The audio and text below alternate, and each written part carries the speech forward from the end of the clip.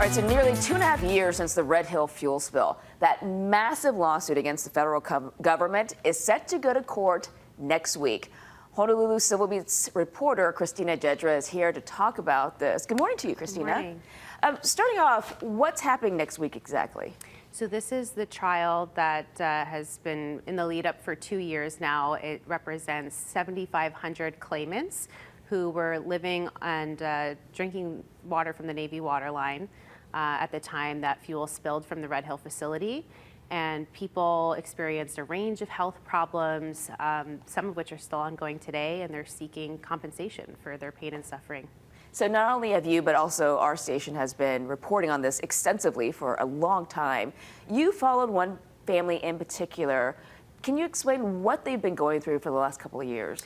Yeah, the named plaintiffs in the case are the Feint family. So it's Army Major Amanda Feint, who is actually not part of the case because active duty folks can't sue the government, but her family, her husband and her 2 kids are the named plaintiffs. And all of them got severely ill after drinking the water, using it for laundry, their dishes, everything you use water for. And they're still struggling today. Her young son has permanent lung damage. Her daughter has behavioral issues. Her husband has had multiple surgeries for gastrointestinal issues. So they're still struggling today from what happened years ago. And they had to move away. They did. They moved to Colorado and then elsewhere on the mainland to get proper medical care. All right, so let's talk about what's going to happen next week in court. Can you explain what the process is like? Because this isn't just a regular trial. Right. If this were kind of a typical trial, you'd hear from a lot of direct witnesses. There would be cross-examination of everyone and redirect, and it would take a lot of time with a case of this scope. What they've done is really narrowed the case down. There's going to be no jury. It's just a judge, federal judge Leslie Kobayashi, and she's already been handed thousands of documents in the case to review what witnesses have said, and then we'll only hear in person from witnesses that the federal government would like to cross-examine.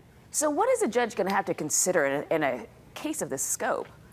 Well, it's like I said, it's been really narrowed down, so we're not going to hear all about kind of how the spill happened. The government has already admitted to negligence, so this is just about causation and damages. So the judge is really going to decide how much is this pain and suffering worth.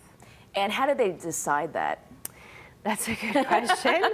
How do you put a number on such a thing? Yeah. One of the considerations will be the cost that people incurred for the disruption to their lives, what their pain and suffering is worth, which is a more subjective sort of thing. And the federal government is asking the court to account for what they've already been given, so free water at the time. They put them into hotels. A lot of the people that are in the military already had medical care covered by TRICARE, so they're hoping to kind of winnow down the award with those mitigations. We just have a little more time, but I just wanted you to explain what it means to have these bellwether plaintiffs and how that decides how much money they may get. Right. So in the trial, we're only going to hear about like half a dozen families, but they sort of represent like the spectrum of experiences of people that lived on the water line at the time. And so whatever awards they're given, the additional claimants will kind of be sorted and categorized on that spectrum and may receive comparable awards. All right, well, we're just days away from the trial beginning, so if you want to read the full article, go to civilbeat.org, or you can text 66866 to get the newsletter. Thanks, Christina. Thank you. We'll be right back.